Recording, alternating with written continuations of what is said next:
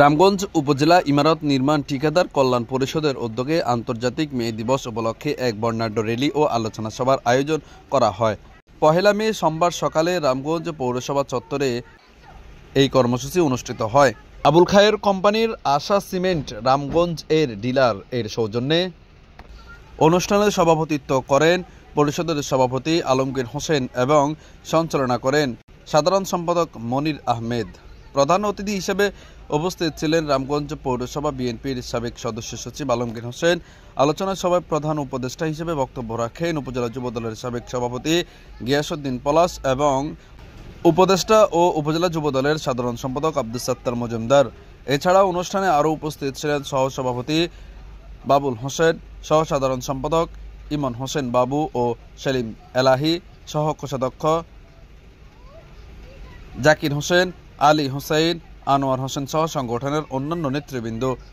বক্তারা শ্রমজীবী মানুষের অধিকার, ন্যায্য মজুরি ও নিরাপদ কর্মপরিবেশ নিশ্চিত করার আহ্বান জানান। আলোচনা সভা শেষে একটি র্যালি শহরের প্রধান প্রধান সড়ক প্রদক্ষিণ করে রামগঞ্জ রাব্বানিয়া কামিল মাদ্রাসার সামনে এসে শেষ হয়। পারভেজ হোসেন, আমার টিভি। আজকের শ্রমিক দিবস সারা বিশ্বে পালিত হয় এবং প্রতিষ্ঠিত হয়। তাই আমি বলতে চাই, এই শ্রমিকের ঘামের উপরে মালিক পক্ষের যেই শিল্প কলকারখানা এবং ইমারত নির্মাণ এগুলা প্রতিষ্ঠিত হয়।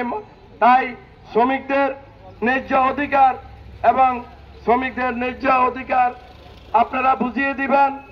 এবং এই বলি, আপনারা অবগত আছেন 1886 সালে আমেরিকার শিকাগোতে এই শ্রমিকদের ন্যায্য দাবি এবং ন্যায্য টাকা না দেওয়ার কারণে শ্রমিক অসন্তোষ সৃষ্টি হয়। শ্রমিক অসন্তোষ সৃষ্টি হওয়ার পরে এই শ্রমিক আন্দোলন আমেরিকার শিকাগো শহর থেকে সর্বপ্রথম শ্রমিক আন্দোলন শুরু হয়। প্রায় 50 বছর হতে পারে। তাহলে আপনাদের ন্যায্য অধিকারও আমরা 17 বছরের ভিতরে আমরা ফিরিয়ে দিব ইনশাআল্লাহ।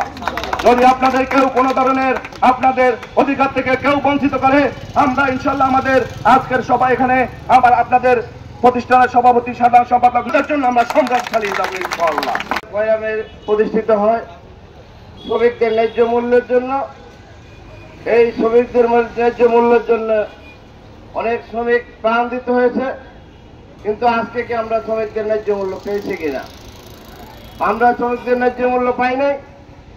আমরা দেশের স্বাধীনতা পাই নাই। আমরা 17 বছর জেল জুলুম অত্যাচারের মধ্যে দিয়ে কেটেছি। এই আবহাওয়ার জনতা শ্রমিকরা এই স্বৈরাচার সরকারের আমলে নির্যাতিত হয়েছে। তারা তাদের ন্যায্য মূল্য পায় নাই। তাদের ন্যায্য মূল্য তো দূরে থাকুক, তারা ঠিক মতো কাজ করতেও পারে নাই।